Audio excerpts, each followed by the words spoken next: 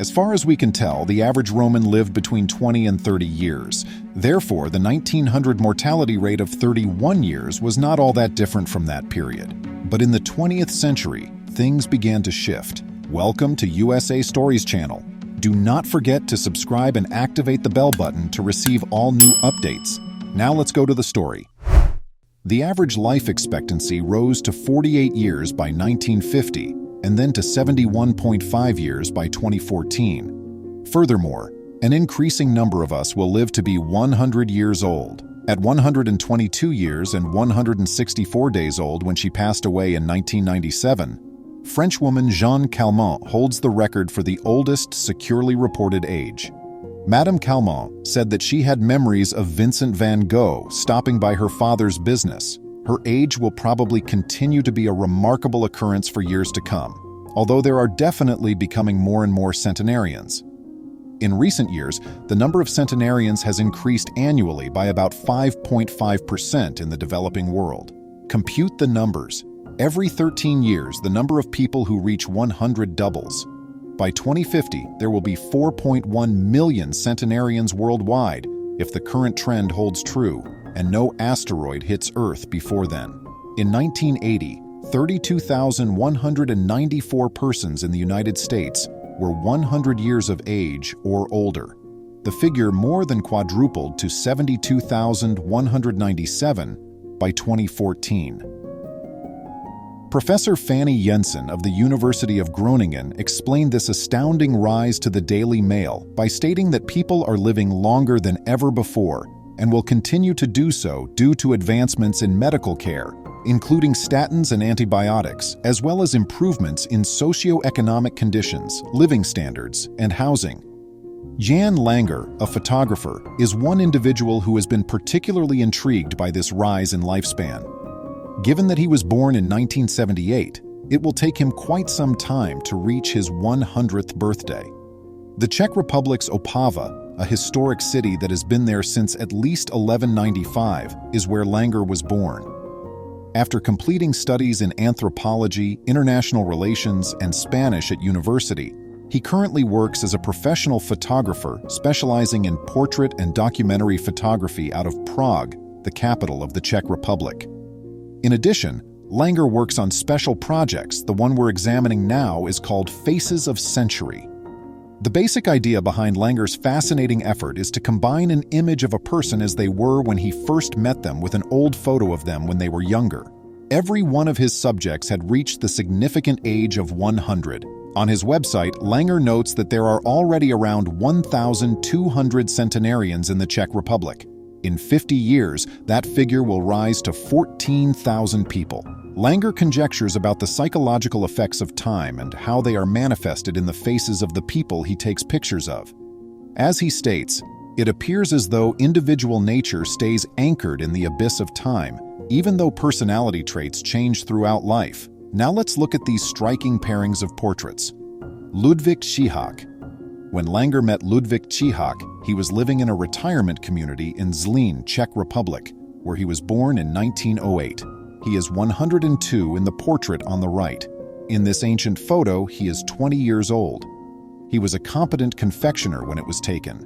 He subsequently became a postman, but his daily circuit was ingrained in his memory. He mentioned that he didn't visit his family very much and that his connection with them was poor. In her left-hand portrait, Bedřiška Kolárová seems to be 26 years old, whereas in her right-hand portrait, she is 103 years old. Her early portrait was shot at her wedding. She was born in Marino in northern Italy. She was an accountant by trade, and at the time of Langer's photograph, she was residing in a retirement community in Brno, the second largest city in the Czech Republic. Kolárová never had children, and her only goal was to make one final trip to her home country of Italy. Vincent Schiettelina. Vincent Schiettelina is 30 years old in this older shot, and it appears that he has finished building his home. It should come as no surprise that he worked in construction. He is 105 years old and was born in the Czech town of Lovosice nad Chidlinou in 1906. He was still living in his own house despite his advanced age. His hobbies are described by Schiettelina as calm and peace. The 8 years he spent in prison for his role as a district commissioner during World War II were his most vivid recollection. This suggests that he was likely considered to have collaborated with the Nazis throughout the war. Antonin Kovar, born in 1906 in the northern part of the Czech Republic, Antonin Kovar was 102 years old when Langer photographed his portrait. He is 25 years old in the older photo, which was shot while he was a bandmaster in charge of his own group. In addition to being a musician, Kovar worked as a driver and a movie projector during his career. At the Czech city of Hustopecha, he resided at an elderly person's home at the time Langer took his picture. Kovar's daily activities included reading papers and enjoying music, and he had daily visits from his daughter.